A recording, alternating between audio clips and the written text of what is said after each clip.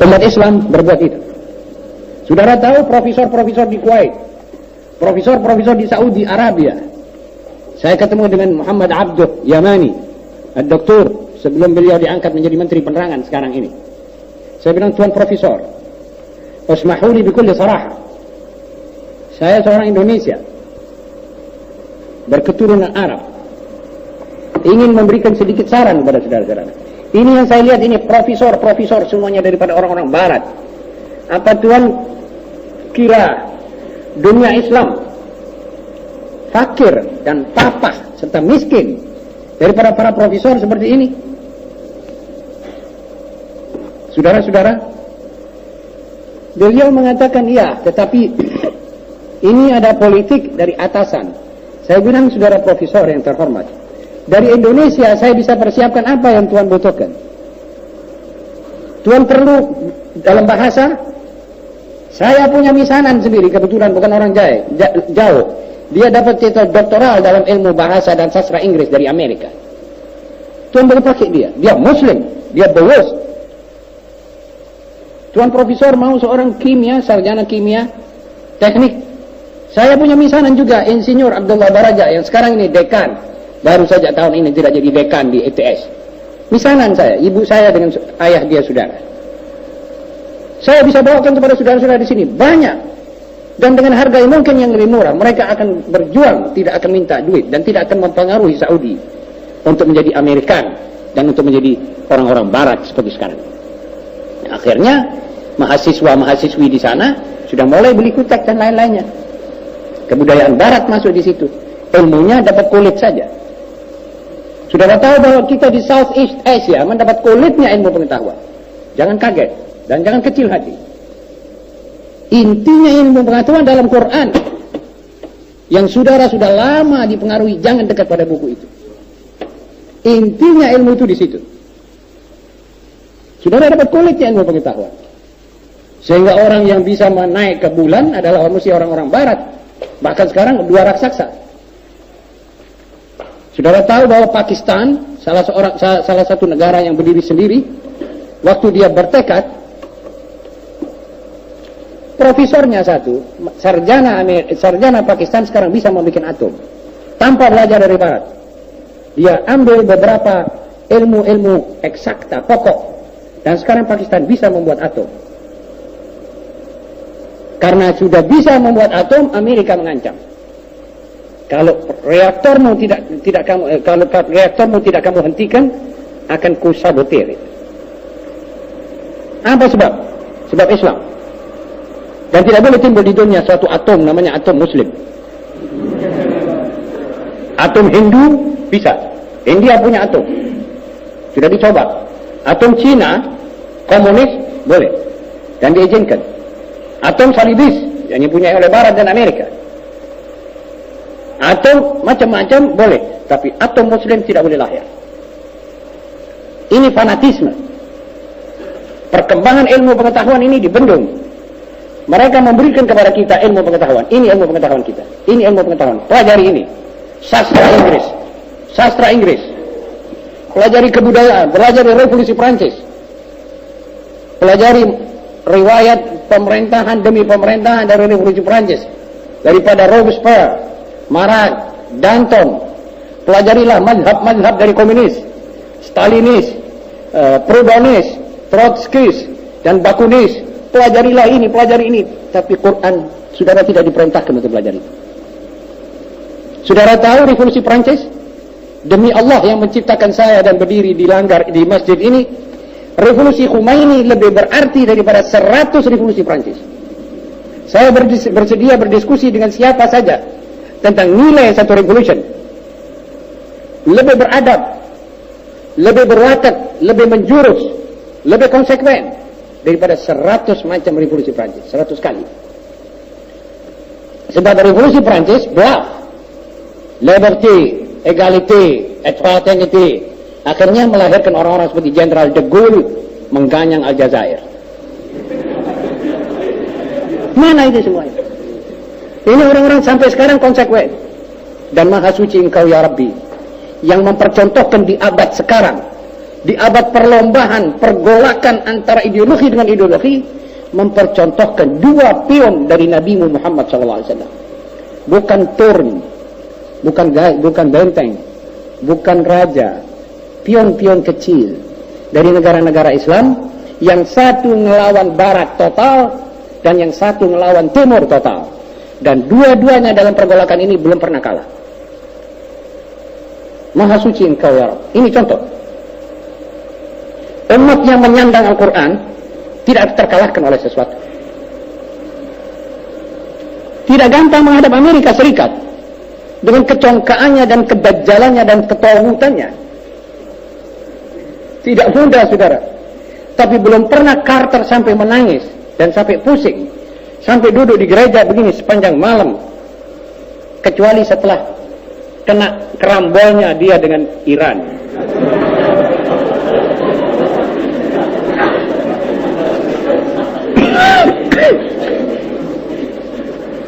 Dan bukan itu saja, Iran berkata kami boleh ditutupi dengan tembok. Lihat tekadnya seorang muslim, sebab keimanan sudah kuat. Dia bilang tutuplah kami punya negeri dengan tembok, kami masih ada jaminan Allah subhanahu wa ta'ala. Siapa yang bersuara begini di dunia sekarang? Waktu mengundang beberapa puluh negara, dia bilang kami tidak minta bantuan saudara-saudara, kami minta saudara tahu bahwa ini kejahatan Amerika. Jaksa Agungnya datang. Setelah melihat itu, Jaksa Agungnya memaki-maki negaranya. Ini kemenangan moral luar biasa. Dan mereka tiap salat tahajud, salat qunut nazilah. Sudah tahu hasilnya apa? Hasilnya Amerika berantakan di dalam. Sampai nuwun sewu, komputernya yang dijadikan ilah min dunillah keliru dalam 2 hari 2 kali. Dalam 1 minggu 2 kali keliru. Saya mengikuti ini, dan tadi malam kekeliruan lagi. Komputer sudah disusun, dia membawa satu berita tentang adanya penyerbuan. Kalau diperiksa secara 3 menit baru tahu bahwa ini keliru. Tapi angkatan udara sudah disiagakan. Sekarang kepada siapa mereka akan bermohon? Mereka sekular, tidak mau agama, tidak mau wahyu. Mereka mau berdasarkan akal sendiri. Dan kita dipengaruhi oleh mereka itu, supaya kita tidak mau agama, supaya kita jijik kepada agama, supaya kita fobi kepada Islam khususnya. Sebab agama lain tidak ada sudah. Agama mana ada punya syariat seperti kita lengkapnya? Tinggal Islam. Maka Islam inilah diganyang dari kanan kiri. Sehingga tiap orang yang berkuasa di Southeast Asia, di negara-negara Islam ini, kalau saudara sebut tentang Islam, dia mengkarak, bangun bulu romanya. Seakan-akan dia akan digantung. Padahal disitulah sebetulnya keamanan, disitulah keadilan, disitulah segala-galanya. Dan ini contohnya sejarah Nabi waktu mempraktekkan. Baca sejarah. Siapa yang mulai memperkembangkan peradaban di dunia ini kalau bukan umat Islam? Kalau kita tidak mengakui itu, Barat sudah mengakui. Seminar demi seminar. Saudara-saudara, kita dipengaruhi supaya kita jauh dari Islam seperti mereka. Lantas akhirnya kita nyembah-nyembah komputer. Kita beli komputer dari mereka. Akhirnya segala-galanya kita istikharahkan kepada komputer. Akhirnya komputer menipu kita. Nyaris kata Soviet ini akan terjadi perang dunia ketiga.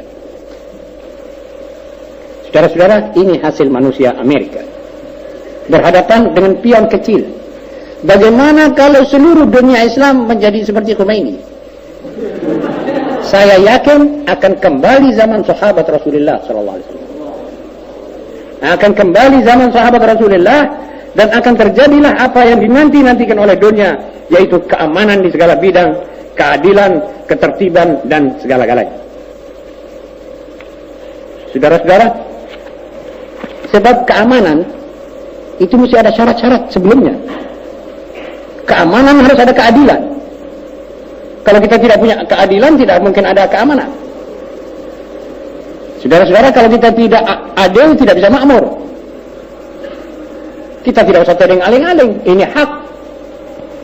Semua negara, kata Sayyidina Ali, coba engkau kerlingkan matamu kepada suatu kelebihan, kemewahan yang berlebih-lebihan.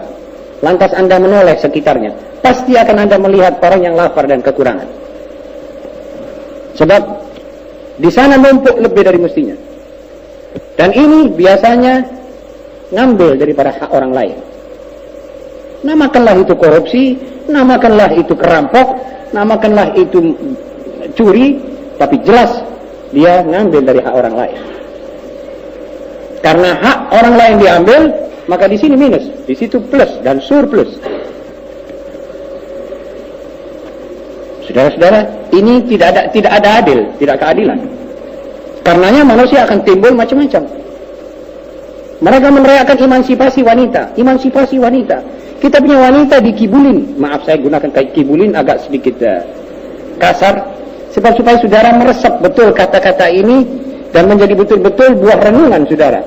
Kita punya wanita dikibulin, sehingga wanita kita tidak ada di posnya. Toh emansipasinya dibuat oleh Barat dan yang didengung-dengungkan oleh Barat itu semuanya bluff. Tahu artinya bluff? Palsu. Bayangkan hasil dari emansipasi ini secara maksimum, wanita dijadikan buruh. Wanita disuruh berada di kantor. Wanita disuruh kerja malam. Lihat ini pabrik pita di Waru dan lihat lain-lain pabrik korek api di Japanan. Itu gadis-gadis Indonesia belasan tahun disuruh kerja. Kalau bukan gadis tak boleh. Ini emansipasi wanita. Lihat itu orang-orang yang menari striptease dance di Amerika, di Perancis. Itu wanita disuruh telanjang, dilihat. Ini bangsa jenis ibunya yang melahirkan dia, dihina begitu. Disuruhnya motong karcis di bis.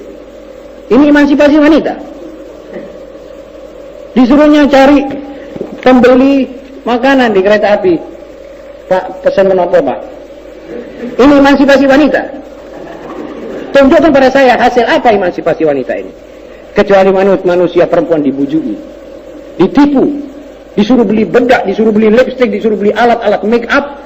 Akhirnya duit yang didapat daripada hasil yang sedikit itu dibelikan alat-alat make up dan habis. Ini pengakuan seorang perempuan yang judul bukunya dalam bahasa Perancis, saya ingat, saya sekarang, maksudnya perempuan kembali ke rumah tangga, kira-kira begitulah. Dalam bahasa aslinya saya lupa. Nanti saya akan bawakan judulnya yang asli, yang saudara boleh pesan dari penerbitnya. Seorang bekas bintang film, seorang bekas wartawan, dia kerja segala-galanya. Dia bilang tidak ada, kembali ke rumah tangga. Nabi Muhammad SAW punya ajarannya adalah rasional, praktis, menjadikan wanita itu ratu di rumahnya. Penuh, faumah. Suami tidak boleh ikut campur dalam rumah tangga. Dia dibebas tugaskan dari mencari nafkah. Tapi suaminya disuruh mencari nafkah.